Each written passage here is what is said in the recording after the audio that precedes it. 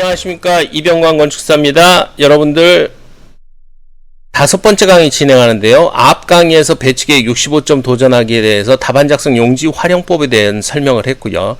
이번 강의는 배치계획 원론보다 설계 조건이라는 주제로 모범 답안의 우선순위에 대해서 설명을 해드리려고 해요. 자, 설계 조건을 확인하고요. 도면 작성 기준을 확인하는 게 원칙이고요. 설계 조건이 완벽하게 맞아떨어지면 도면 작성 기준에 따라서 그려준다는 거 명심하셔야 돼요. 그래서 예를 들어 차량 출입구 표시 이런 거 누락하시면 절대 안 되고요. 그 다음에 주차장 1, 60대 표시하시고요. 그 다음에 장애인 주차 정확하게 표시됐죠. 그 다음에 차량 동선 흐름도 요거 뭐 표시하든 안 하든 크게 상관없지만 표시하는 게 좋고요. 승하차 공간 29/3m 표시됐네요. 여기서 부진 입구는 이렇게 화살표 표시하는 것보다는요, 차라리 삼각형으로 표시해버리는 게 나아요. 그래서 까맣게 칠하지 마시고요. 그냥 단순하게 삼각형으로 표시하는 게 좋다. 그래서 차량 진출입구와 다르게 표시하는 훈련 우리가 좀 반복적으로 해주자. 이거 표시 말씀드렸고요. 제한사항은 그냥 여러분들 모범 답안을 만들기 위해서는 사항이니까 크게 신경 쓰지 마시고요. 관리동 들어가고요. 명시했고 그 다음에 사이즈 썼고요. 홍보마당 사이즈 썼고요. 그 다음에 요것과 요것이 붙은 이유는 파크 에비뉴와 이거는 붙어도 상관이 없죠. 이격거리가 명시되지 않았으니까요. 그 다음에 기존 건물하고 3m 띠라고 되어 있고요. 그 다음에 증축 건물은 5m 띠라고 되어 있고요. 증축 건물은 모든 시설물에서 5m 띠라고 되어 있으니까 5m씩 띄고요. 예를 들어서 홍보마당은 증축 건물이 아니죠. 기존 건물이죠. 그러니까 뭐 막말로 붙였다. 이거 틀리지 않는다. 참고하시고요. 그 다음에 6m 보행로 확보했고요. 정확하게 쓰셔야 돼요. 이게 6m 보행로 이런 것들도 문제 조건 나와 있는 거 그대로 쓰셔야 된다. 다시 한번 말씀드리고 싶어요. 그 다음에 아트 에비뉴 설계 조건에 나와 있는 거 그대로 쓰시고요. 그 다음에 이쪽으로 통경축 이렇게 써주시면 되겠죠. 뭐 연계 이것도 필요하고요. 뭐 통경축이 설계 조건이니까 통경축으로 써주시면 되겠네요. 그 다음에 여기 이제 연결 브릿지 폭 3m, 연결 브릿지 폭 3m 잊지 않고 표시를 해주시고요. 여기 하나 상관없어요. 그 다음에 증축 건물하고 증축 건물 사이는 몇 m? 10m 이격. 증축 건물하고 증축 건물 사이는 몇 m? 10m 이격. 증축 건물하고 시설물은 몇 m? 5m 이격. 정확하게 표시해 주시기 바랍니다. 정확하게, 아주 정확하게 표시해 주셔야 돼요. 그 다음에 여러분들 아시다시피 공원과 이렇게 연결시켜라 해서 4m 보행로 확보해야 되고요. 그 다음에 기존 건물, 증축 건물 이렇게 5m씩 다 떨어졌네요. 기존 건물은 뭐 특별히 떨어지라는 조건이 없으니까 그거는 좀 여유를 줬다고 보여지고요. 주차장 20대, 20대 표시했고요. 그 다음에 핸디캡 퍼슨 주차 표시했고요. 뭐 이건 장애인 주차를 뭐 여기다 놓고 이쪽으로 들어와서 이렇게 돌아가든지 어떻게 돌아가든지 그건 상관없어요. 솔직히 말씀드리면 한두 대 부족해도 그냥 20대라고 써버리세요. 이거는 수험생들이 요령이죠. 그 다음에 이쪽으로 부진이 확보됐는데 이것도 화살표로 표시하기보다는 삼각형으로 표시해 주는 게 좋고요. 까다로운 부분이 이쪽이라고 제가 한번 말씀드렸어요. 그 다음에 여기 5m, 그 다음에 여기 10m, 5m 정확하게 표시하고요. 제일 먼저 해야 되는 게 뭐예요? 5m 선부터 먼저 표시를 해주는 게 중요하고요. 분수광장 540평방미터 이것도요, 면적이 좀 부족해도요 그냥 540이라고 써버리세요.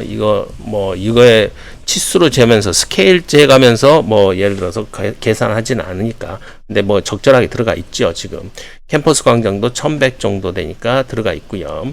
그 다음에 창작지원센터는 기존 건축물이죠. 기념관도 기존 건축물이에요. 그래서 여기서 이제 3m 떨어지죠. 여기서 3m 떨어지고 여기 5m 떨어지고 이런 것들 누락되지 않게 다 써주셔야 된다. 그 다음에 기존 건물하고 이거 5m 떨어지고 여기도 5m 떨어지고 그 다음에 건물과 건물 사이에 10m 떨어지고 요것도 예를 들어서 정확하게 써주셔야 된다. 그래서 이격거리 아주 중요해요. 증축 건축물은 이격거리가 있는데 보존 건축물하고 증축 건축물은 있는데 보존 건축물이 이제 외부 시설하고 얼마 띄라 이런 조건은 없어요. 그렇기 때문에 그 조건에 맞춰서 여유를 좀 가지고 문제를 푸셔도 된다. 머릿속에 꼭 갖고 계시면서 풀어야 되고요. 그 다음에 예를 들어서 이것도 좀 넓게 그리셔도 아무 상관이 없어요. 그죠? 예, 이거는 뭐 상관이 없는 거니까. 그 다음에 아까 말씀드렸던 예를 들어서 주진입구 표시는 이런 화살표보다는 예를 들어서 이렇게 표시한다가 아니면 이렇게 표시한다든가 아니면 뭐 예를 들어서 이렇게 표시한다든가 이런 식으로 다르게 표시하시는 게 좋겠어요. 보기에 차량 진출구 표현하고 좀 같게 표시하는 건 좀 배제합니다. 건축물은 굵은 선으로 정확하게 표시하시고요. 띄어야 되는 거리 명확하게 써주시기 바랍니다. 그래서 공공광장 같은 경우도 5m만 떨어지면 되죠. 이쪽 5m 모든 시설물이니까. 그 다음에 기존 건물하고 증축 건물하고 5m 떨어지고요. 그러면 뭐 이렇게밖에 해결이 안 되네요. 그렇죠? 요게 750평방미터.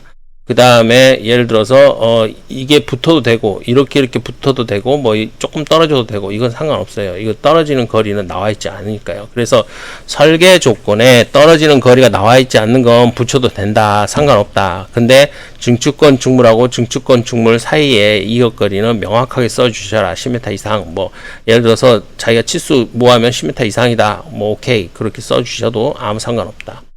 아시겠죠?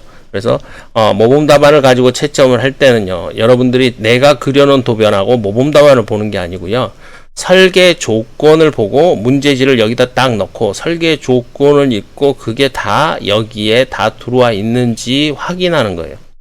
이게 채점이지, 모범 답안 있고 모범 답안 있고 두 개 놔두고 이 답이 맞게 내가 그렸는지 요게 여기가 맞게 그렸는지 이거는 아니다. 아시겠죠?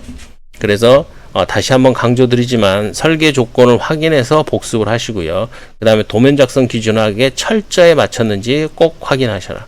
이게 제일 중요하다. 설계 조건과 도면 작성 기준에 맞게 그리는 훈련. 이게 바로 원론보다 설계 조건이 우선인 이유입니다. 그래서 배치계획, 원론보다 설계 조건이 우선이고 모범 답안의 우선순위는 뭐라? 설계 조건 확인이다. 그래서 뭐 이런 모범 답안 저런 모범 답안 이렇게 확보하면서 할 수는 없고요. 모범 답안이 다 퍼펙트하게 맞지도 않아요. 그렇기 때문에 설계 조건이 잘 반영됐는지 내가 체크해야 됩니다. 본인이 스스로 체크하고 도면 작성 기준에 맞게 내가 그렸는지도 본인이 스스로 체크해야 돼요. 그래서 수험생은요, 득점과 감점 항목을 스스로 확인할 수 있는 능력을 키워야 됩니다. 배치계획 만점을 기원하면서 정답에 접근하는 전략적인 순서는 과연 무엇인가에 대한 의문을 함께 나누는 시간이 되었으면 좋겠습니다. 5번째 강의를 마치도록 하고요. 일단 예시로 들었던 2024년 2회 배치계획 문제는요, 65점 만점에 80%만 득점해도 52점이에요. 그럼 분석조닝 아주 기본적인 거 10점만 맞아도 합격이거든요. 1교시 합격, 어떻게 보면 수월한 것 같지만 어떻게 보면 아주 어려운 부분이 있습니다. 수험생 여러분들의 어려움을 잘 알고 있고요. 그 다음에 복습과 그 다음에 본인이 직접 손으로 해야 되는 거 잊지 않으시고 다시 한번 상기시켜 주시기 바랍니다. 이상으로 5번째 강의, 배치계획 원론보다 설계 조건이 우선하다, 모범 답안을 우선순위와 채점하는 방법에 대해서 설명드렸어요. 꼭 복습하시고 좋은 성과 내시기 바랍니다. 이상으로 이병관 건축사의 5번째 강의였습니다. 배치계획 만점을 위해서 여러분들과 함께 고민하고 노력하는 시간이었기를 바랍니다. 감사합니다.